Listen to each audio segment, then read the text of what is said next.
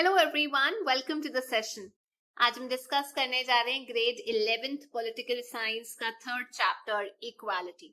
तो इस क्लास में मैं फटाफट से आप लोगों के लिए ये चैप्टर को समराइज करूंगी इंपॉर्टेंट हेडिंग्स के अंदर। सबसे पहला क्वेश्चन ये आता है, why does equality matter? Equality matter ही क्यों करती है?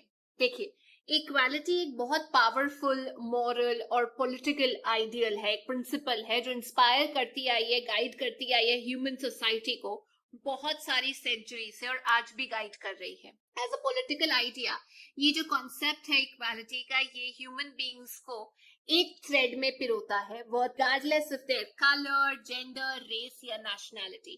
हम सब लोग ह्यूमन बींग्स हैं, हमारी ह्यूमन एग्जिस्टेंस है, तो human beings deserve equal consideration and respect, क्योंकि सबके अंदर एक ही चीज है और वो कॉमन चीज है ह्यूमैनिटी।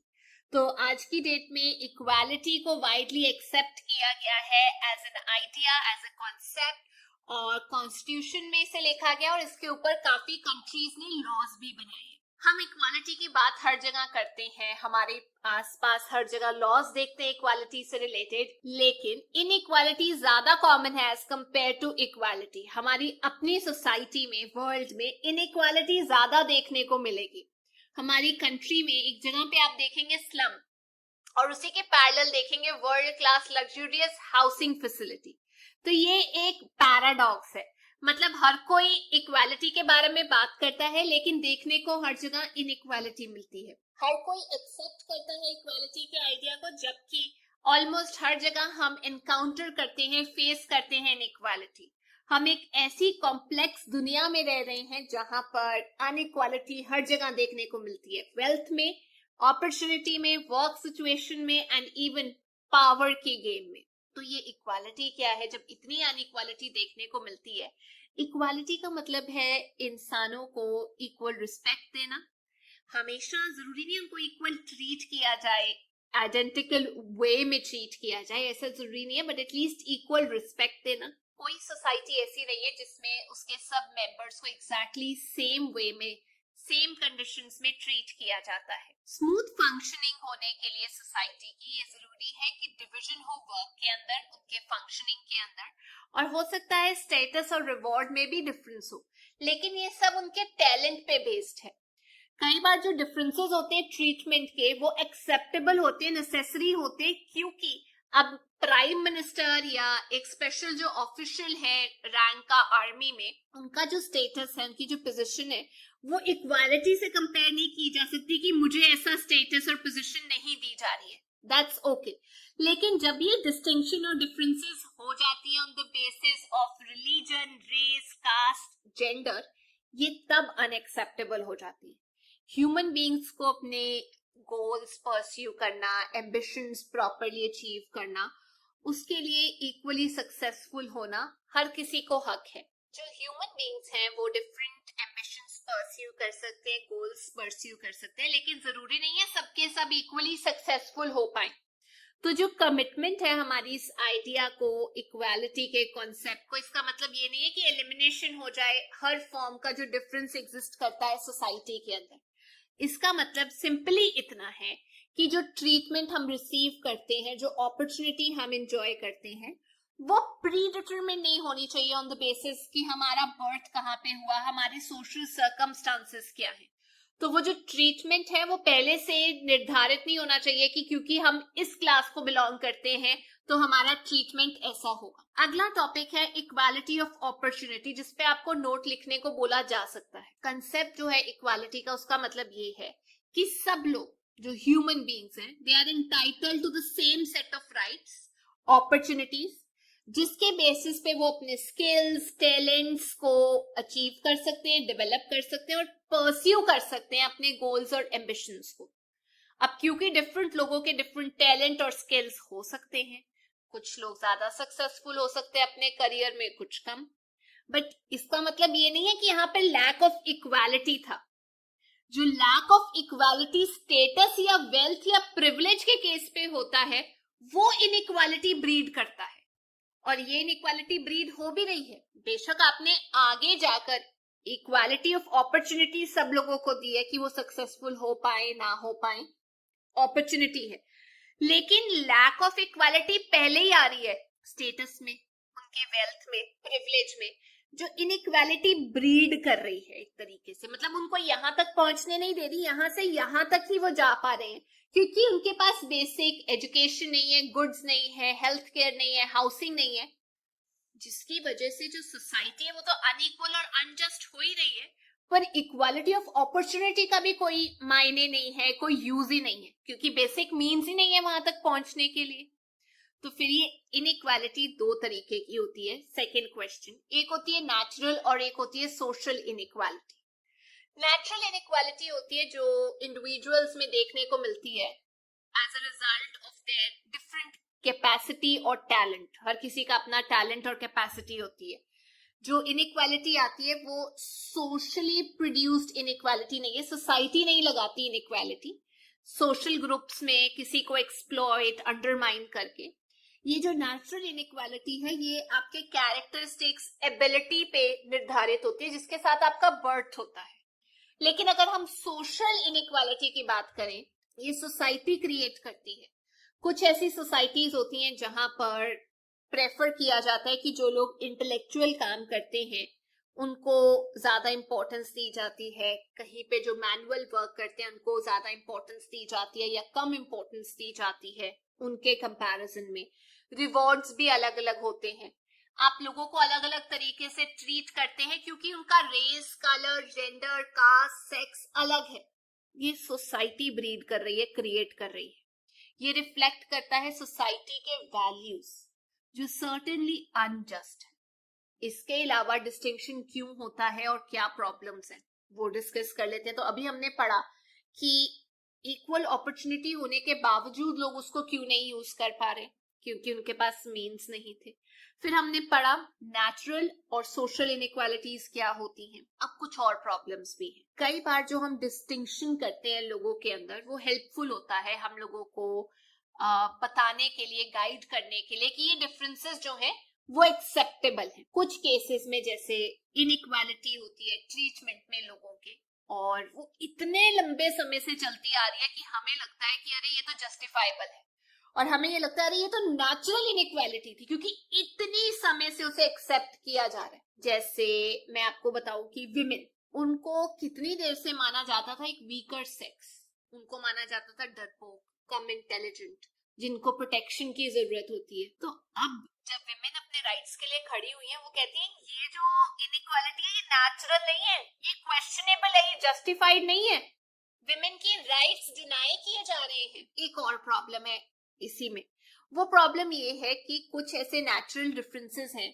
जिनको हम ये कह सकते हैं कि लोग ये मानते हैं कि उनको चेंज नहीं किया जा सकता, they are seen as unalterable natural differences. अब वो कैसे, जैसे किसी का बर्थ हुआ और कुछ डिसेबिलिटी आ गई या वो बंदा डिफरेंटली एबल्ड हो गया, लेकिन उसे चेंज किया जा सकता है, टेक्नोलॉजी एडवांस हो चुकी है, जो डिफरेंटली एबल्ड लोग हैं वो सोसाइटी में डेवलप कर सकते हैं।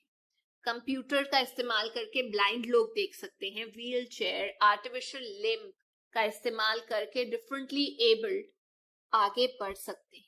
हमने ये देखा है कि इन सब चीजों को ओवरकम करके लोग एफर्ट डाल रहे हैं कि उनको उनके काम के लिए एक फेयर रिवॉर्ड मिला जाए। तो ये जो नेचुरली लेस कैपेबल थे ये भी आज की डेट में फाइट कर रहे हैं अपने हक के लिए। ये कॉम्प्लेक्सिटी है जो बहुत मुश्किल बना देती है हम लोगों के लिए डिस्टिंग्विश करना। अब इन चीजों में इतनी कॉम्प्लेक्सिटीज है कि कई बार पॉलिसी फॉर्मुलेट करते हुए, लॉ फॉर्मुलेट करते हुए बहुत ध्यान देना पड़ता है कि कौन सी डिस्टिंक्शन जो है वो नेचुरली प्रोड्यूस्ड है और कौन सी सोशली प्रोड्यूस्ड डिस्टिंक्शन है। अब हम बात करते हैं, तीन डायमेंशंस हैं इक्वालिटी की, सोशल, इकोनॉमिक और पॉलिटिकल। सबसे पहले हम डिस्कस करेंगे पॉलिटिकल इक्वालिटी की। डेमोक्रेटिक सोसाइटी के अंदर पॉलिटिकल इक्वालिटी होना एक नॉर्मल चीज है जो हर सिटीजन को दी जाती है क्योंकि वो नागरिक हैं उस पर्टिकुलर कंट्री के। हर सिटीजन को कुछ बेसिक राइट्स दिए जाते हैं, जैसे right to vote, freedom of expression, movement, association, freedom of belief. तो ये जो राइट्स दिए जाते हैं हर कंट्री के अंदर, कई बार इनमें कंसिडरेबल इनइक्वालिटी हो सकती है। अब ये जो राइट्स दिए जाते हैं इनमें इनइक्वालिटीज क्यों होती है? क्योंकि कंट्री के पास इतने रिसोर्सेज नहीं होती, इतनी अपॉर्चुनिटीज नहीं होती कि वो लोगों को दे पाए।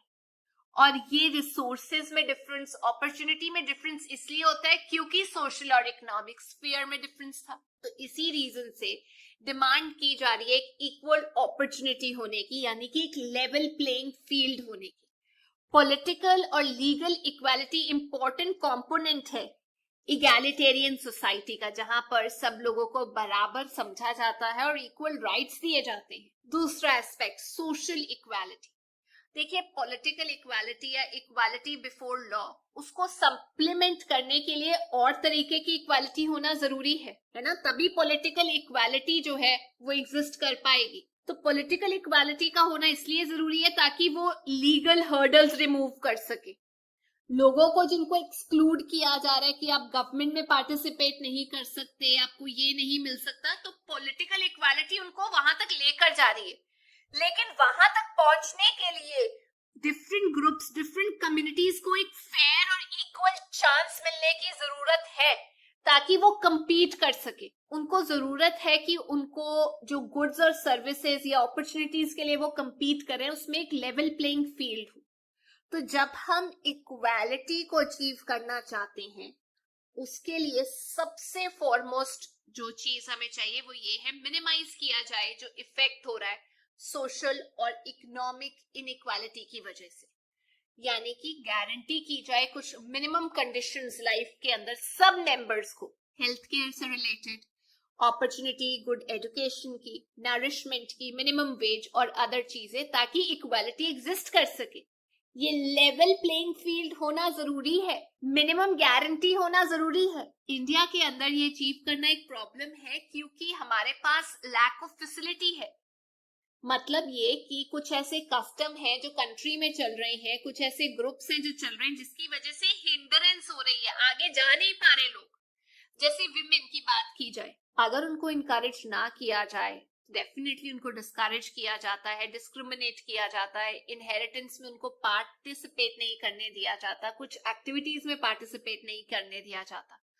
तो इस केस में जो स्टेट है वो कानून बना के डिस्क्रिमिनेशन को रोक सकता है, हैरेसमेंट को रोक सकता है, इंसेंटिव्स दे सकता है विमेन को कि वो पर्टिकुलर प्रोफेशन टेक अप करें और जहां चाहें, जिस फील्ड में चाहें, आगे तरक्की कर पाए। तीसरा एस्पेक्ट है इकोनॉमिक इक्वालिटी। देखिए, ऐसा नहीं हो सकता कि एब्सोल्यूट इक्वालिटी हो, सोसाइटी के अंदर कुछ इकोनॉमिक इनइक्वालिटी होना जरूरी है और वो होगा भी, बट ये डिग्री कितनी है, वेरिएशन कितना है इकोनॉमिक इनइक्वालिटी में, इसे हम दो तरीके से मेजर कर सकते हैं। पहला, रिलेटिव डिफरेंस कितना है रिच और पुअर लोगों के बीच में।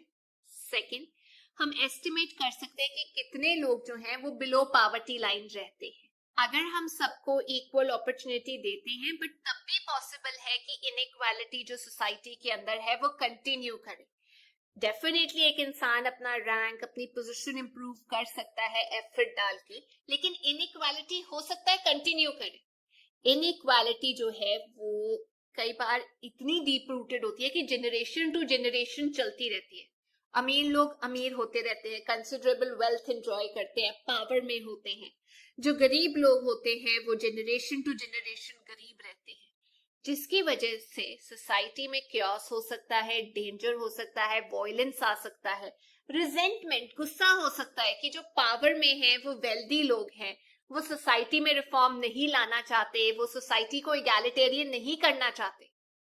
इसके ऊपर दो थ्योरीज है हमारे टाइम में जो हम पढ़ेंगे, एक मार्क्सिस्ट और एक लिबरलिज्म की। मार्क्स ये कहते हैं, 19th सेंचुरी के जो थिंकर थे, कि जो रूट कॉज है इनइक्वालिटी का वो है प्राइवेट ओनरशिप, कि सब कुछ प्राइवेटली वेल्दी लोगों ने ओन किया हुआ है। वो कहते हैं इस तरीके की जो प्राइवेट ओनरशिप है, इसकी वजह से क्लास डिफरेंसेस होते हैं। एक क्लास बनती है हैव्स की, वेल्दी ओनर्स की, जिनके पास पॉलिटिकल पावर भी आ जाती है, जिसकी वजह से वो इन्फ्लुएंस कर सकते हैं पॉलिसीज को, लॉज को, और डेमोक्रेटिक सेटअप को खतरा पहुंचा सकते हैं। तो मार्क्सिस्ट और सोशलिस्ट का कहना ये है कि जो इकोनॉमिक इनइक्वालिटी है वो प्रोवाइड करती है सपोर्ट अलग तरीके की इनइक्वालिटी को, सोशल इनइक्वालिटी, जो हो सकती है रैंक और प्रिविलेज की वजह से। इसको टैकल करने के लिए हम लोगों को इक्वल अपॉर्चुनिटी प्रोवाइड करना जरूरी है और हमें इंश्योर करना है कि पब्लिक का कंट्रोल हो इंपॉर्टेंट रिसोर्सेज और प्रॉपर्टी के ऊपर। प्राइवेट ओनरशिप को डू अवे कर दिया जाए, क्योंकि अगर कोई इंसान पैसे के वजूद से पावरफुल है तो डेफिनेटली सोसाइटी में उसकी ऐसी पोजीशन होगी कि वो पॉलिसीज इन्फ्लुएंस कर सके। तो सबके कंट्रोल में, पब्लिक के कंट्रोल में एसेंशियल रिसोर्सेज का होना जरूरी है। अगर हम बात करें लिबरलिज्म का, वो अपहोल्ड करते हैं प्रिंसिपल ऑफ कंपटीशन कि ये सबसे फेयर जरिया है डिस्ट्रीब्यूट करने में रिसोर्सेज एंड रिवॉर्ड सोसाइटी के अंदर। उनको ये लगता है कि जो स्टेट है उसको हो सकता है कंट्री, स्टेट मतलब कंट्री, गवर्नमेंट को इंटरवीन करना पड़े ताकि लोगों को एक मिनिमम स्टैंडर्ड ऑफ लिविंग मिले, इक्वल अपॉर्चुनिटी मिले, ताकि वो अपने आप को compete करा सके। बट उनके लिए जो कंपटीशन है वो फ्री होना चाहिए, ओपन होना चाहिए। इनइक्वालिटीज जो है फिर वो नहीं आएंगी, क्योंकि उनको ये लगता है लिबरल्स को कि इंसान अपने टैलेंट और एफर्ट्स के वजूद पे अपना एक स्टैंड बनाएगा सोसाइटी में। टैलेंट और एफर्ट, जो सोशलिस्ट थे वो इसमें नहीं मानते थे, तो लिबरल्स जो है वो कहते हैं कि अरे ये जो पॉलिटिकल, इकोनॉमिक, सोशल इनइक्वालिटीज हैं ये जरूरी नहीं आपस में लिंक्ड है। वो ये कहते हैं कि हर इनइक्वालिटी को उसी के स्फेयर में डील करना जरूरी है, लेकिन सोशलिस्ट ये कहते थे कि ये आपस में लिंक्ड है। आपको जरूरी है कि सब चीज डिस्ट्रीब्यूट की जाए सोसाइटी में, लोगों में। अब हम कैसे प्रमोट कर सकते हैं इक्वालिटी, उसके लिए है एफर्मेटिव एक्शन। सबसे पहला इंपॉर्टेंट जरूरी स्टेप है एस्टैब्लिशिंग फॉर्मल इक्वालिटी। मतलब पहला स्टेप इक्वालिटी की तरफ है कि ये जो फॉर्मल सिस्टम है ना इनइक्वालिटी का, प्रिविलेजेस का, इसे खत्म किया जाए। सोशल, इकोनॉमिक, पॉलिटिकल इनइक्वालिटीज जो दुनिया भर में चल रही हैं, जिसको प्रोटेक्ट करने वाले कस्टम्स हैं या लीगल सिस्टम्स हैं जो प्रोहिबिट करते हैं, रोकते हैं कुछ सेक्शन सोसाइटी को कि वो एंजॉय नहीं कर सकते कुछ प्रिविलेजेस, कुछ अवार्ड्स, कुछ अपॉर्चुनिटीज, उसको खत्म करो। ये जो परत डाली हुई है ना कि ये लीगल सिस्टम में है कुछ प्रिविलेजेस या कस्टम्स बोलती है, इसे खत्म करो। और अगली चीज जो हमारा कॉन्स्टिट्यूशन देता है कि सब प्रिविलेजेस को खत्म कर दो, रिस्ट्रिक्शंस जो लगाई जाती है प्रिविलेजेस के अंदर उसे खत्म कर दो। जैसे कॉन्स्टिट्यूशन ने प्रोहिबिट किया कि किसी को आप on the ground of religion, race, caste, sex, place के बेसिस पे या बर्थ के बेसिस पे डिस्क्रिमिनेट नहीं कर सकते। अनटचेबिलिटी की प्रैक्टिस को खत्म किया। बहुत सारी मॉडर्न कॉन्स्टिट्यूशंस ने, डेमोक्रेटिक गवर्नमेंट ने इसे एक्सेप्ट किया है, इनकॉर्पोरेट किया है इस तरीके की चीजों को लॉज में कि लोगों को डिफरेंशिएट नहीं करना। दूसरी चीज इक्वालिटी थ्रू डिफरेंशियल ट्रीटमेंट, ये भी जरूरी है। कई बार जरूरी होता है कि लोगों को डिफरेंटली ट्रीट किया जाए ताकि वो कुछ राइट्स एंजॉय कर सके। जैसे डिफरेंटली एबल्ड लोगों के लिए रैंप्स बनाए जाएं ताकि वो पब्लिक स्पेसेस को एक्सेस कर सके। कुछ कंट्रीज में एफर्मेटिव एक्शन की जरूरत है, रिजर्वेशन की जरूरत है, जैसे इंडिया में किया गया है, ताकि जो लोग अभी तक बेनिफिट नहीं ले पाए हैं उनको बेनिफिट दिया जाए। बट ये एक डिबेटेबल टॉपिक है कि ये जो डिप्राइव्ड ग्रुप है ये कौन से ग्रुप है, कास्ट के बेसिस पे, इकोनॉमिक बेसिस पे। जो पॉजिटिव क्रिटिसिज्म करते हैं इसका, वो ये कहते हैं कि आप रिजर्वेशन या कोटा सिस्टम देके जो बाकी सेक्शन है उनको तो डिनाई कर रहे हो ना राइट टू इक्वल ट्रीटमेंट। तो ये चीजें जो हैं, जो एक्सक्लूडेड ग्रुप है, उनको ये लगता है जैसे दलित हो गए, विमेन हो गए, कि उनको स्पेशल हेल्प की जरूरत है, दे डिजर्व बेटर ट्रीटमेंट, जिसके लिए स्टेट को, गवर्नमेंट को इंटरवीन करना पड़ेगा, पॉलिसीज बनानी पड़ेगी। लेकिन साथ ही साथ कुछ लोगों को ये भी लगता है कि अगर ऐसी रिजर्वेशन दी गई तो फिर ये कस्टम बन जाएगा और साथ ही साथ बाकी लोगों का इक्वालिटी का जो राइट है वो डू अवे हो रहा है। तो अगर हम बात करते हैं डिफरेंशियल ट्रीटमेंट, वो जरूरी है, जस्टिफाइड है, ताकि हम प्रमोट कर सके एक जस्ट और इगैलिटेरियन सोसाइटी। फेमिनिज्म भी जो लोग प्रमोट करते हैं वो यही बोलते हैं कि सेक्स होता है बायोलॉजिकल, जेंडर होता है जो रोल दिया जाता है सोसाइटी के द्वारा। तो ये जरूरी नहीं है कि विमेन अगर बच्चा कर पा रही है बिकॉज उसका सेक्स ऐसा है कि वो कंसीव कर सकती है, ये कहीं नहीं लिखा कि वो ही उस बच्चे को बड़ा भी करेगी, देख रेख भी करेगी। ये सोसाइटी के द्वारा लगाए गए कस्टम्स और नॉर्म्स है। तो फेमिनिस्ट भी बात करते हैं इक्वल राइट्स के बारे में, पोजीशन के बारे में, to do away with the patriarchal system, जिसकी वजह से ये डिफरेंसेस आए हैं। तो ये थी आज की क्लास। आई होप आप लोगों को ये चैप्टर समझ में आ गया है। हम नेक्स्ट क्लास में मिलेंगे, बट अगर आपको ये समरी अच्छी लगी, please make sure you like, share and subscribe. Bye bye.